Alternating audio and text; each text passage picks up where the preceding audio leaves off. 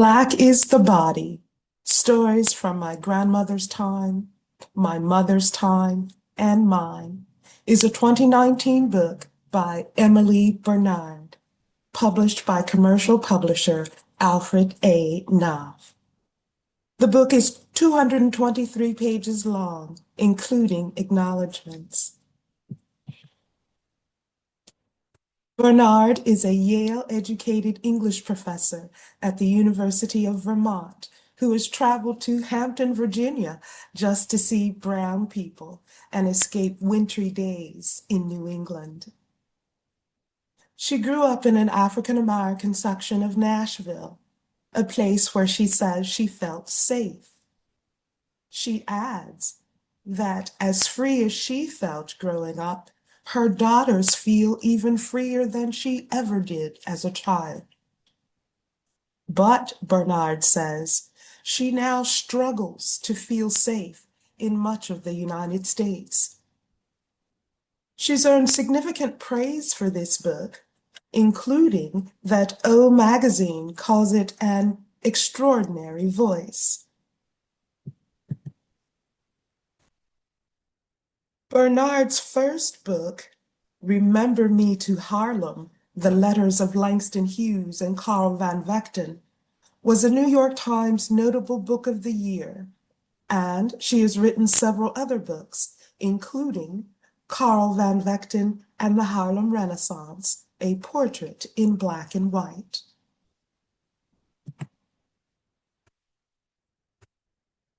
Book titles and acknowledgments join dedications, forewords, prefaces, introductions, and the like, as places where authors typically say, in our own words or words closely associated with us, why we write. The acknowledgments for Black is the Body read as follows. I am pleased to have the opportunity to thank the people who helped usher this book into being. First and foremost, I owe a tremendous debt to everyone who allowed me to incorporate our shared experiences into these essays. In the instances in which I have received permission, I have used real names. In other cases, I have changed names and other identifying details in order to preserve privacy. My heartiest appreciation goes to three people whose private lives intersect most deeply with my own. Thank you to my dear husband, John Gennari, and our daughters, Isabella and Julia Gennari, for permission to share with readers stories from the lives we are living together. I am grateful to the three of you for putting up with my probing and musing. I apologize for the intrusion, but it's your own fault for being so interesting in the first place. Thank you, John, for your remarkable memory, stunning insights, and for reading, listening, and talking through everything. I know it isn't always comfortable to be written about.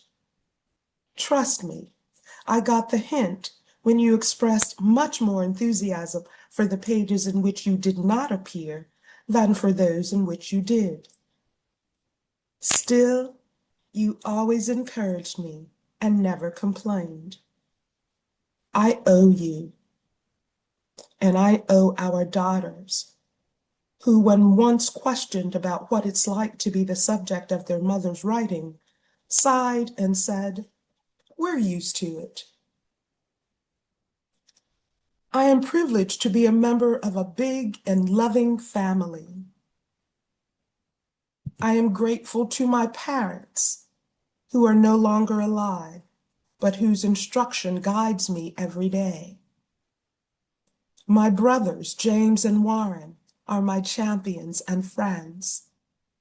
My Aunt Julia, shared family stories, and supported my intention to take them to the page.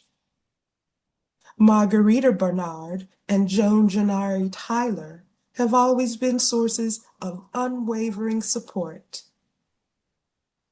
Doreen Odom, your sororal support extends to your enthusiasm for my work. I appreciate your incisive feedback. A special thank you to my cousin Renee Barron for your example and camaraderie along our similar journeys. I am extremely lucky to belong to a family in Ethiopia to whom I feel a gratitude. I will spend a lifetime trying to come up with enough words to capture. I am thankful for those people to whom I am connected beyond blood, family, and marriage. For early support, I am indebted to Faith Childs, Miranda Massey, Sandhya Sukla, and Heidi Tinsman. My confidant, Davida Pines, has always believed in every word. I am lucky to have enjoyed more than 3 decades of kinship with Ellie Day Prez. Thank you to my beloveds Hillary Neroni, Todd McGowan, and godsons Dashiell and Theo Neroni. Thank you to the Hurley family for always making a space at your table for me and mine. Alexis Hurley, your generous and enthusiastic consideration of the essays in this book made it possible for me to clear many difficult hurdles along the journey. Thank you to the many people over the years who listened to or read all or portions of this book and gave me crucial feedback. Greg Bottoms, you are a model as a writer and a teacher, and I am grateful for your consistent support over many years. I could not have had a finer writing partner than the precise and eloquent Lee Ann Cox. Thank you for opening my eyes to parts of the world I don't typically see. Ann Fatterman, I aspire to what you do on the page and behind a podium. Thank you for your critical insights and creative vivacity. Edie Guenta, your fine sense of what words can do inspires me. David Huddle, thank you for your patient nurturance, stellar example, and for believing in me always. I am fortunate to have the creative and intellectual support of Ethan Iverson. For many years, I have valued the keen mind and vision of Nancy Kuhl. Kathy Pfeiffer has always been a treasured friend and literary conspirator. Ken Schneider, I am grateful for your friendship and for the time and care you took with these stories. As a reader, writer, and human being, Lisa Schnell is scrupulous, dazzling, and fearless. Thank you, Bob Wilson, for making space in the pages of the American Scholar for my work, and for making me a better writer. Thank you, Louise DeSalvo, for the model of excellence you set in every aspect of your life. When it comes to Elizabeth Alexander, I will have to let a few words count for many. Otherwise, the particulars of my debt to her would take up an entire essay. I will say this, Elizabeth, thank you for your breathtaking example as a mother, speaker, and writer. and for opening doors, both real and imaginary. I falter too when it comes to adequate words of thanks for Major Jackson. I've got this. Brother, thank you for telling me when I got it right and when I got it wrong. I owe a special debt to Kevin Quashie, whose gracious 11th hour literary heroics made me know that I was not alone. I asked so much of you, Kevin. Thank you for saying yes. Fortune shined on me the day we met. How lucky I am to know you, Alice Quinn, and to benefit from your immense generosity of mind and spirit. Thank you for believing and for making it possible for me to believe. When it comes to championship, no editor surpasses Vicki Wilson. Thank you, Vicki. It has been my privilege to work with you.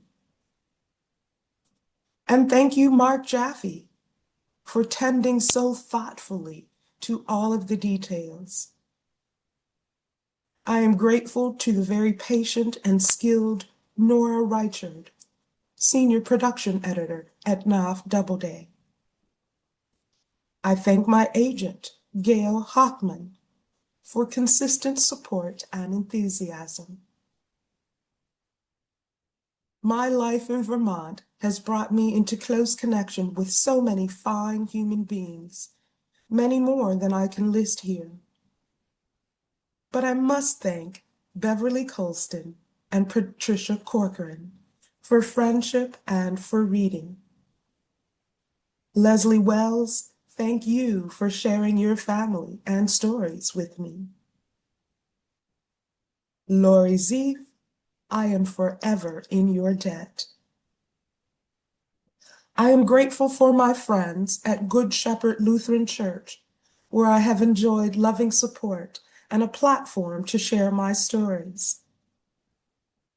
For multiple opportunities to get to know a wider Vermont community of readers, I thank the Vermont Humanities Council. From the Vermont Arts Council, I received much more than institutional support. Although I am particularly grateful for a creation grant that enabled me to focus on writing the essays in this book. I am thankful to the Vermont Studio Center and the MacDowell Colony for allowing me to benefit from the extraordinary worlds they create. At the University of Vermont, I have been lucky to have many fascinating and formidable students over the years, a few of whom conducted research for me while I was writing this book. In particular, I thank Sophie Charlene Petty and Megan Williams for helping me verify important details. Throughout these pages, it has been my privilege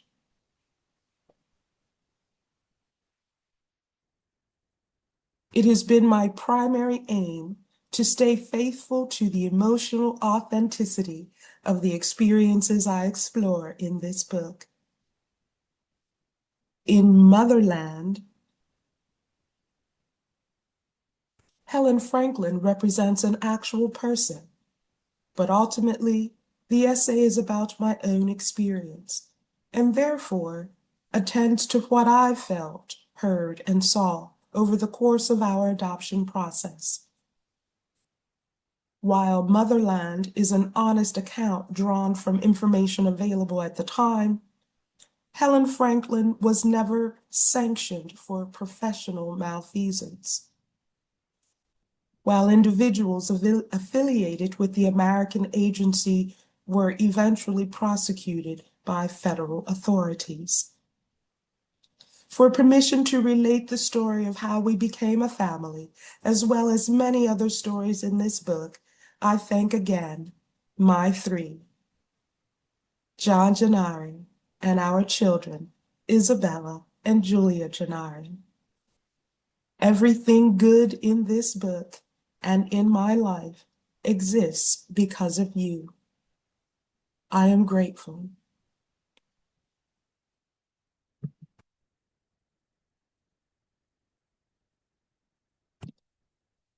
Here we get in the acknowledgments from the author that she wrote this book so she could weave together shared experiences, demonstrate gratitude to her parents, demonstrate gratitude in completion of her work to all who helped along the way, and to show authentic family history.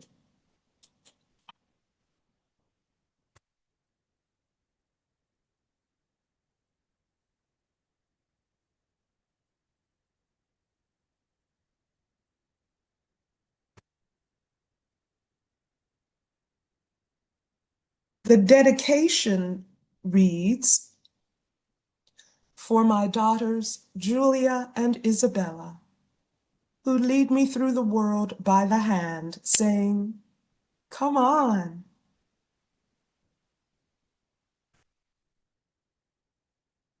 From the dedication, we get that the author wrote this book to guide her daughters through the world.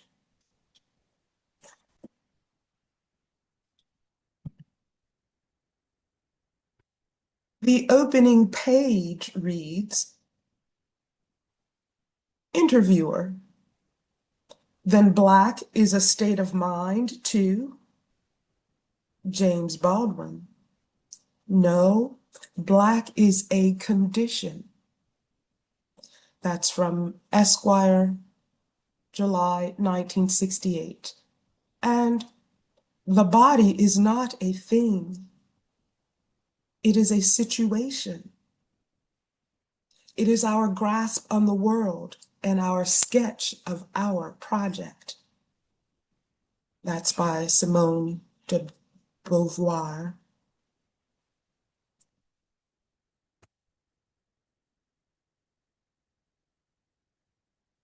From this opening of Black is the Body and the title, we get that the author wrote this book to say something profound about embodying Blackness.